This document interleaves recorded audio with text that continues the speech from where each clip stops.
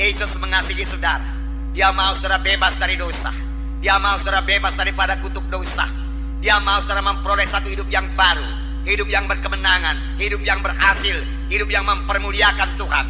Bahkan Tuhan menghendaki saudara memiliki satu hidup yang berkuasa melawan dosa dan berkuasa melawan setan. Jadi setan tidak lagi menguasai hidup kita. Kita yang mengusirkan dia di dalam nama Yesus. Saudara yang kekasih dalam nama Yesus, semalam kita telah melihat bahwasanya Tuhan Yesus telah menanggung dosa kita. Dia telah menjadi ganti kita, atau dikatakan dia telah menjadi substitusi kita, saudaraku. Artinya Yesus itu telah dijadikan dosa supaya kita menjadi benar di hadapan Tuhan. Jadi kita ini menjadi benar bukan karena kebaikan kita, bukan karena kejujuran kita, bukan karena apa yang sudah kita capai, tetapi karena apa yang telah diperbuat oleh Tuhan Yesus kepada kita. Apakah yang diperbuat Tuhan Yesus kepada kita? Semalam kita telah mendengar bagaimana Yesus sudah rela mengangkat salib dari Yerusalem ke Golgota, di mana kemudian dia disalibkan teraku pada kayu salib itu. Kita tahu bagaimana orang yang disalibkan, yaitu tangan dipaku, kaki dipaku, kepala Yesus diberi mahkota duri. Dari punggung Tuhan Yesus mengalir darah. Kemudian teraku Tuhan Yesus berkata, Eloi, Eloi, lama sabachthani. Bapa, Bapa, mengapa engkau tinggalkan aku? Terjadilah perpisahan dengan Bapa. Mengapa? Karena Yesus telah menanggung dosa kita. Yesus telah penuh dengan dosa kita. Ini diperbuat Tuhan Yesus supaya kita boleh bebas dari dosa. Akhirnya saudaraku, Tuhan Yesus berkata, sudah genap. Sudah genap ku tanggung semua dosa manusia. Sudah genap ditanggung Tuhan Yesus semua akibat dosa manusia ini. Jadi kalau Yesus sudah menanggungnya, saudara tidak perlu menanggungnya lagi. Hutang tidak perlu dua kali dibayar. Kalau sekali hutang itu sudah dibayar, sudah lunas. Yesus telah mengambil tempat saudara, sehingga saudara tidak perlu dihukum lagi, karena Yesus sudah dihukum. Inilah berita yang baik, berita Injil yang berkuasa menyelamatkan saudara. Itu sebabnya firman Tuhan berkata, dengan anugerah itu kamu diselamatkan oleh sebab iman. Itu bukan hasil karyamu, bukan hasil kerjamu. Jangan ada orang memegahkan dirinya. Jadi dengan anugerah, dengan karunia, berarti kita tidak membayar apa-apa. Keselamatan diberikan dengan cuma-cuma kepada kita, saudaraku. Karena Yesus sudah menanggung dosa kita, bukan karena kebaikan kita, saudaraku. Kebaikan manusia ini, saudaraku, hanya sebagai kain lapuk saja di hadapan Tuhan. Tidak bisa membawa kita ke surga. Itu kain lapuk yang tidak laku, yang tidak bisa dipakai, saudaraku. Pada malam ini, sepanjang saudara sudah menerima Yesus sebagai Tuhan dan Juru Selamat saudara, maka saudara sudah pasti selamat. Sudah menjadi anak-anak Tuhan. Seharusnya saudara juga bebas daripada perasaan bersalah. Jadi kalau setan mulai menuduh saudara, saudara belum benar, saudara masih orang berdosa, jawab kepada setan, tidak setan, saya sudah menjadi orang yang benar. Setan berkata, kau belum sempurna, masih banyak dosamu. Katakan, darah Yesus sudah menyucikan semua dosa saya. Kebenaran saya ini bukan karena kepintaran saya, bukan karena kejujuran saya, bukan karena kesanggupan saya, tetapi saya dibenarkan karena karunia Tuhan semata-mata, anugerah Tuhan semata-mata. Saya telah menerima Yesus sebagai Tuhan dan Juru Selamat saya, maka saya sudah dibenarkan di hadapan Tuhan. Saya telah menjadi kebenaran di hadapan Tuhan. Oleh sebab itu setan iblis, engkau tidak bisa menuduh saya lagi, katakan. Amin, saudara. Tidak ada kita ini yang sempurna, tetapi tiap-tiap kali kita jatuh kepada dosa, Tuhan memberikan kesempatan kepada kita untuk bertobat.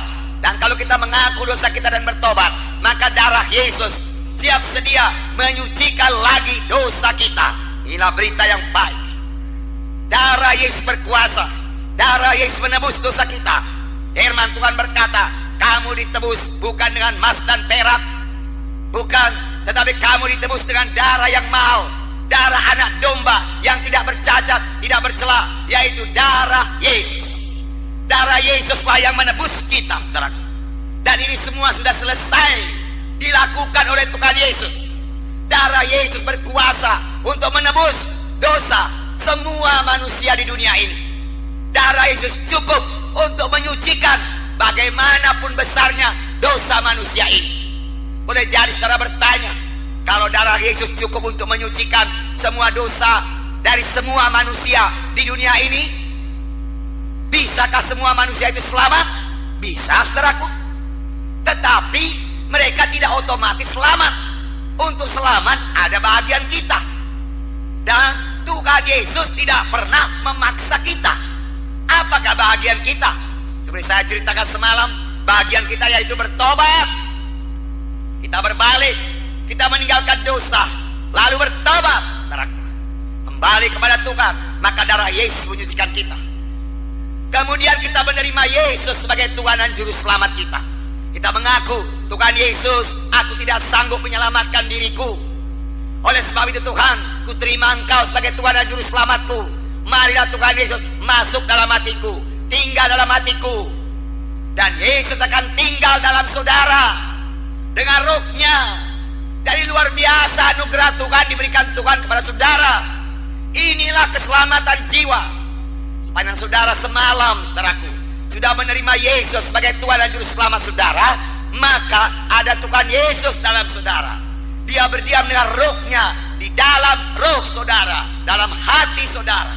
Saudara bisa bersekutu dengan dia tiap-tiap saat, saudaraku. Itu sebabnya firman Tuhan berkata, siapa yang memiliki Yesus, dia memiliki hidup yang kekal. Siapa yang tidak memiliki Yesus, tidak memiliki hidup yang kekal. Keselamatan itu tergantung pada hubungan saudara dengan Yesus. Apakah benar-benar Yesus ada dalam hati saudara? Kalau Yesus ada dalam hati saudara, maka saudara sudah selamat, sudah lahir baru menjadi anak-anak Tuhan. Keanggotaan satu gereja tidak menjamin keselamatan. Ada orang menjadi anggota satu gereja, maka sudah bertahun-tahun saudaraku menjadi anggota gereja, namun saudaraku dia belum juga selamat. Mengapa saudaraku?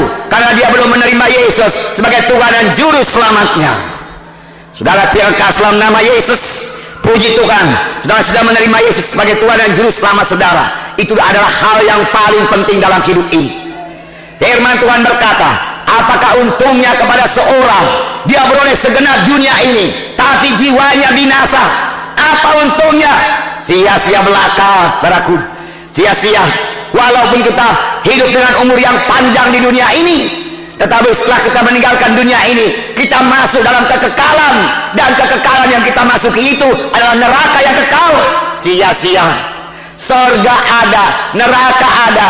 Pilihlah sorga, karena Tuhan Yesus sudah menyediakan sorga itu bagi saudara. Dengan susah payah, dengan menderita, dengan disalib, dengan dicambuk, dengan mencurahkan darahnya, bahkan mati di kayu salib di Golgota, saudaraku. Untuk saudara, janganlah sia-siakan korban Tuhan Yesus ini. Saya tahu dia sangat mengasihi saudara.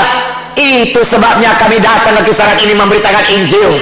Kami tahu Yesus mengendaki tidak seorang pun di antara saudara binasa ke neraka. Itu sebabnya saudaraku, kami tidak segan-segan. Kami memberitakan Injil. Ya, segenap hati saudara, hati kami kepada saudara. Haleluya saudara.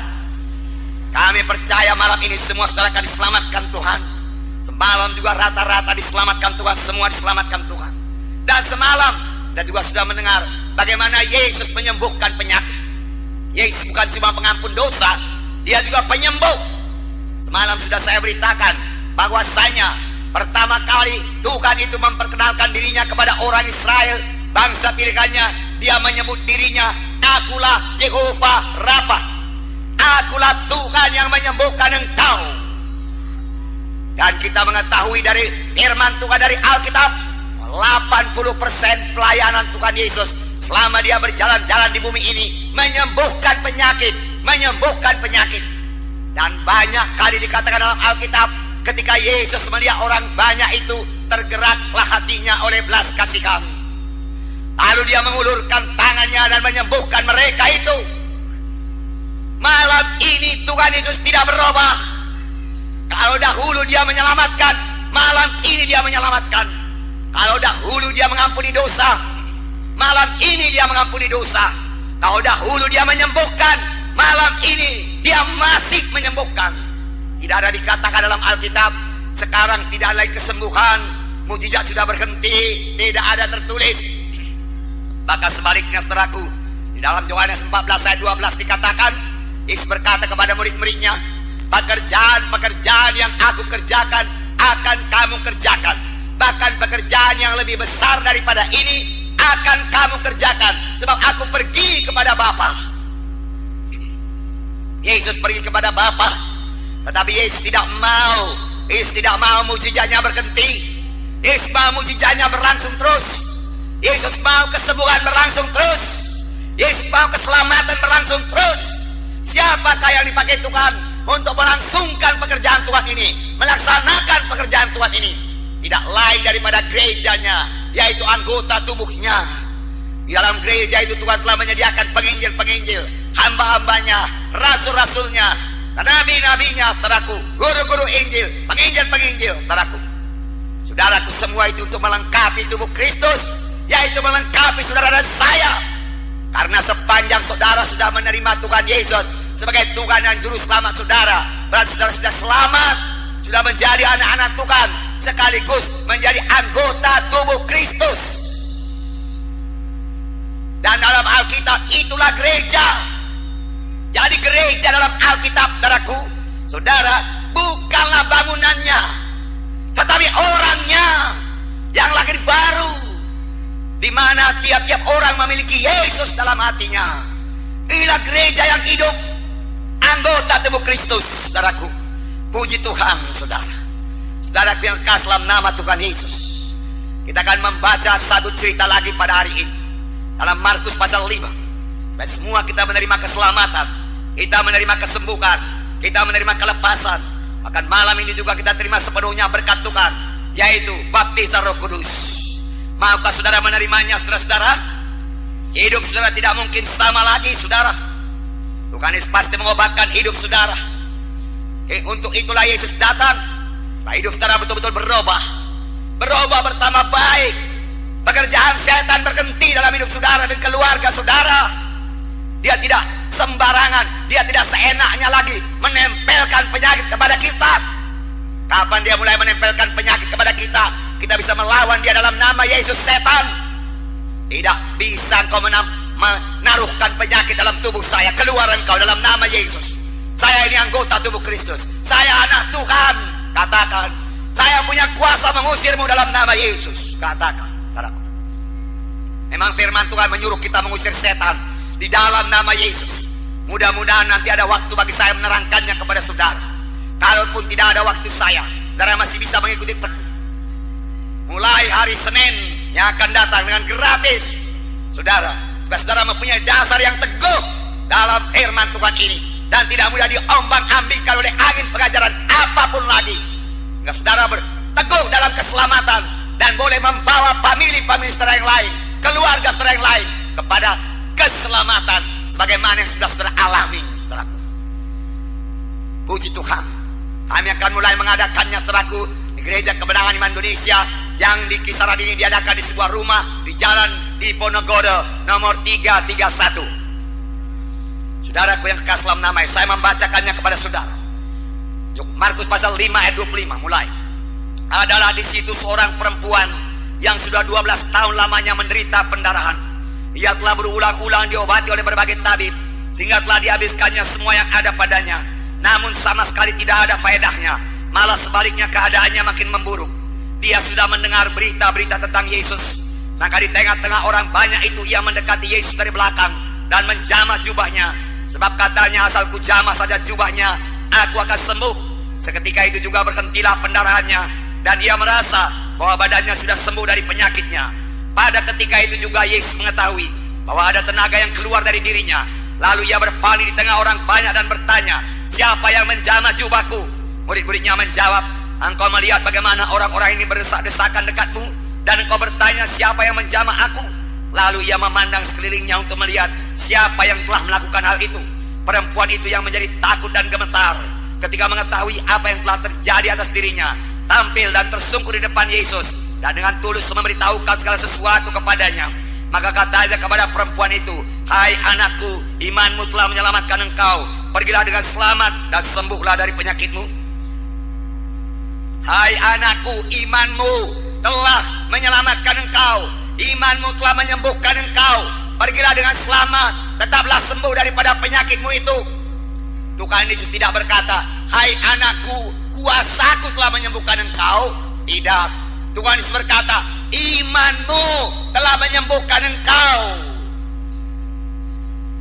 Pergilah dengan selamat, tetaplah sembuh dari penyakitmu. Jadi kalau saudara pada malam ini rindu kesembuhan, rindu berkat Tuhan digenapkan dalam hidup saudara, janji-janji Tuhan digenapkan dalam hidup saudara, saudara perlu punya iman. Apakah susah? Benar punya iman. Tidak susah, saudaraku.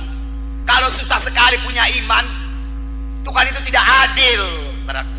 Karena firman Tuhan berkata, tanpa iman tidak mungkin berkenan kepada Tuhan. Tanpa iman tidak mungkin doa kita dijawab. Jadi harus punya iman. Kalau memang tidak mungkin punya iman dan Tuhan menuntut kita harus punya iman, maka Tuhan itu tidak adil. Jadi berarti kita ini punya iman, bisa punya iman. Kalau kita tidak punya iman, bukan salah Tuhan, salah kita. Karena iman datang dari berita, iman datang dari pendengaran, pendengaran akan firman Tuhan. Mengapa kita tidak punya iman? Karena tidak mendengar firman Tuhan yang benar. Sepanjang kita mendengar firman Tuhan yang benar, iman kita pasti bertambah dan bertumbuh. Saya yakin dalam 2 malam ini saja iman saudara sudah bertambah. Apalagi saudaraku nanti saudara terus mengikuti training, maka saudara akan memperoleh iman yang teguh, di mana tidak seorang pun bisa membimbangkan saudara lagi akan keselamatan saudara. Nggak, saudara merasa pasti betul-betul akan keselamatan jiwa saudara. Puji Tuhan. Nggak, saudara tetap teguh di dalam Tuhan. Haleluya buat Tuhan, saudaraku. Saudaraku yang kekasih dalam nama Yesus. Nah, kita melihat seorang perempuan yang sudah 12 tahun lamanya sakit pendarahan. Saudara, secara manusia keadaannya ini sudah mustahil untuk disembuhkan. Tidak ada harapan untuk disembuhkan. Mengapa? Kita membaca tadi 12 tahun dia sakit, sudah berobat ke sana kemari, tetapi penyakitnya bukan bertambah baik, penyakitnya bertambah parah. Kalaupun pada malam ini ada di antara kita yang berpenyakitan sedemikian parahnya seperti perempuan ini, jangan putus asa. Lihat apa yang diperbuat perempuan ini untuk menerima kesembuhannya. Langkah-langkahnya sederhana sekali. Saudara boleh menerimanya. Semua kita boleh menerimanya. Dan hidup saudara tidak akan mungkin sama lagi sepanjang saudara mengikuti langkah-langkah yang diikuti oleh perempuan yang sakit 12 tahun lamanya, sakit pendarahan. Barangkali kita sakit belum ada yang sampai 12 tahun lamanya. Saudara, memang sakit itu sangat tidak enak, saudara. Tetapi perempuan ini sudah 12 tahun lamanya sakit. Bagaimana jalannya dia sembuh? Bagaimana jalannya dia punya iman? Sebab Tuhan Yesus berkata, hai anakku, imanmu telah menyembuhkan engkau. Bagaimana jalannya dia punya iman? Di sini dikatakan, dia telah berulang-ulang diobati oleh berbagai tabib, sehingga telah dihabiskannya semua yang ada padanya. Namun sama sekali tidak ada faedahnya. Malah sebaliknya keadaannya makin memburuk.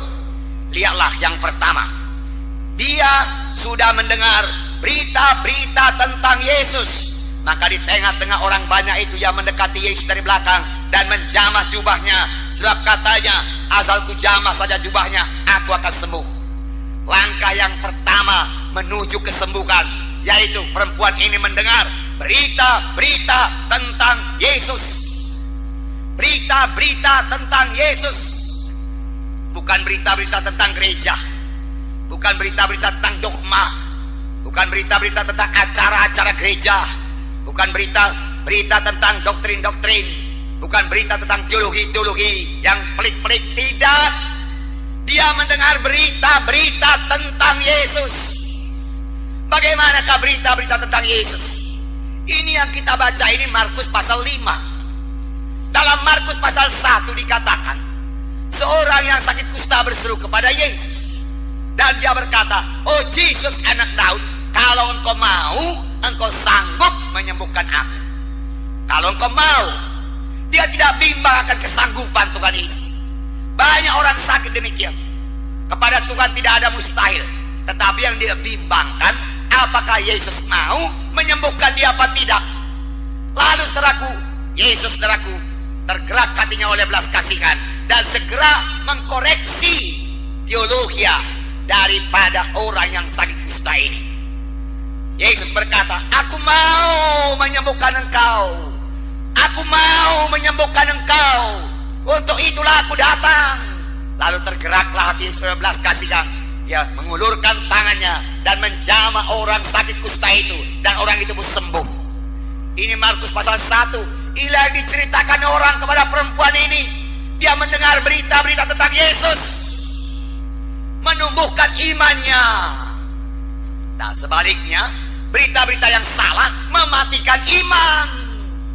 Kalau ada berita yang mengatakan kesembuhan itu dulu saja, sekarang tidak ada lagi kesembuhan, maka tidak akan ada orang punya iman berdoa buat kesembuhannya.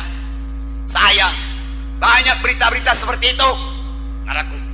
Mari kita keluar dari berita-berita tradisi seperti itu. Kita kembali kepada Alkitab. Kita pelajari Alkitab. Itu sebabnya kami ajak saudara semua ikut training. Hari Senin yang akan datang mulai diadakan. Jalan di Ponorogo nomor 331. Di kisaran ini.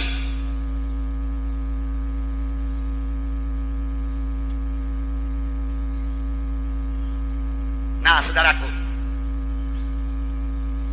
dia sudah mendengar berita-berita tentang Yesus. Dia mendengar berita-berita tentang Yesus. Dan dia mendengar lagi berita yang saya beritakan semalam, yaitu Yesus di Kapernaum. Itu Markus pasal 2, di mana Yesus mengajar di satu rumah. Lalu di muka pintu jendela penuh dengan orang. Lalu datang seorang tepok yang diusung 4 orang. Tetapi dia tidak dapat menghampiri Yesus karena orang banyak itu. Hanya dia tidak mau menyerah. Di atas halangan itu,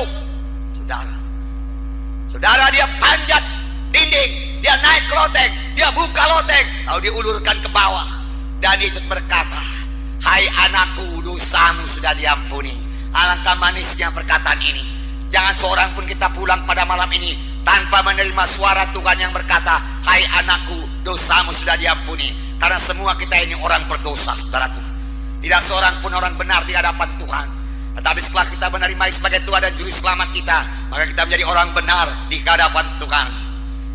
Nah, dia mendengar lagi berita, saudaraku, mak mentua Petrus demam. Yesus datang dan meletakkan tangannya, sembuh. Inilah berita yang perlu kita dengar. Itu sebab dalam KKR ini saya menceritakan berita-berita tentang Yesus. Siapakah Yesus? Semalam kita mendengarkan Yesus itu pengampun dosa dan penyembuh penyakit. Saudaraku, hari ini kita dengar lagi siapa Yesus. Berkat apa yang sudah disediakannya bagi kita, apa kehendaknya dalam hidup kita. Saya juga bisa mengatakan kepada saudara, Tuhan menghendaki semua kita ini keberkatan. Keberkatan dalam bidang materi. Saudara berkata, ya, kenapa kurang berita tentang materi dalam gereja? Padahal yang dibutuhkan manusia ini adalah berkat materi atau finansial atau uang. Tidak ada manusia yang tidak butuh uang di dunia ini. Habis-habisan dia kerja mencari uang. Mengapa tidak dilihat dari Alkitab bagaimana jalannya memperoleh uang itu? Mengapa? Karena tidak diterangkan dalam gereja. Dia merasa gereja itu terlalu suci, gak patut bicara tentang uang. Tapi Tuhan Yesus bicara tentang uang. Tuhan Yesus bicara tentang bayar pajak. Saudaraku, Tuhan Yesus bicara tentang persembahan. Perempuan janda ini memberi persembahan lebih baik daripada orang sekalian. Tuhan Yesus bicara tentang persepuluhan. Paulus bicara mengenai sidang